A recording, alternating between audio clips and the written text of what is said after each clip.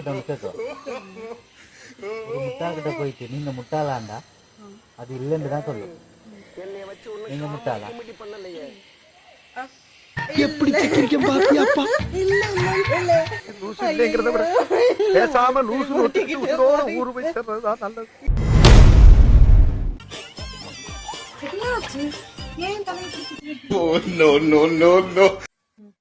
சரியான தலைவேதனை. இப்பதான் நான் ரீல்ஸ் பாத்துட்டு வந்தேன்னா வாய் விட்டு சிரிச்சா நோய் விட்டு போகும்னு சொல்றாங்க. நீ வேணா ட்ரை பண்ண சனிய நீ போனாவே தலைவலி போயிடும். சனியனா இதுதான் நல்லதுக்கு காலம் இல்லைன்னு சொல்லுவாங்க. எக்கடாச்சு கேட்ட திசியா, எனக்கு ஒரு ஆசை. என்ன ஆசை? இந்த உலகத்தையே சுத்தி பார்க்கணும்னு எனக்கு ஒரு ஆசையா இருக்கு. இல்ல நல்ல படிச்ச மாப்பிள்ள, நல்ல தலைமுடி உள்ள மாப்பிள்ளையா வேணும்னு ஆசைப்பட்ட நீங்க கிடைச்சதா? அது போலதான் இந்த ஆசை நடக்கவே நடக்காது.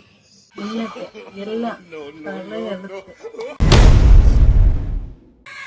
என்ன பண்றாள் இவள்?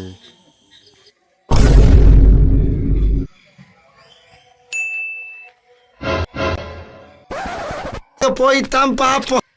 சாரு என்ன செய்யறீங்க? எதுக்கு நகம் கடிக்கிறீங்க? உனக்கு தெரியாதா? அதிபுத்திசாலிங்க நகம் கடிச்சிட்டு தான் இருப்பாங்க. பெரிய நாவலாசிரியர். அது சரி, நீங்க எதுக்கு கடிக்கிறீங்கன்னு தான் கேக்குறேன்.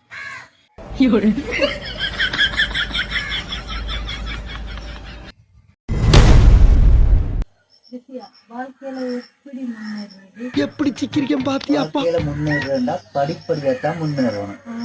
அந்த படியத்தான் இத்தனை நாளா தேடிட்டு இருக்க. எங்கடா இருக்கு அந்த படி?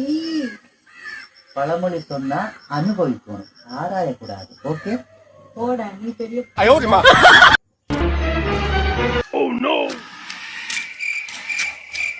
சாரு, உங்ககிட்ட ஒரு விடுகதை, அதுக்கு நீங்க சரியா பதில் சொன்னீங்கன்னா 500 ரூபாய் தருவேன். கண்டிப்பா 500 ரூபாய் தரணும். ஓகேவா? கண்டிப்பா தருவேன். ஓகேவா? கிளம்பும் போதும் வரும், நின்றாலும் வரும், யாராலையும் கேட்கவும் முடியாது, யாராலையும் தடுக்கவும் முடியாது. அது என்ன?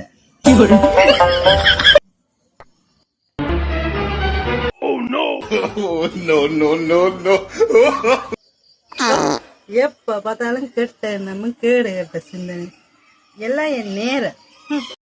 உனக்கு தான் மூளை இல்லை, எப்படி கண்டுபிடிச்சா நீ? அப்ப அதுவா விடு. இது என்ன பிரமாதம்?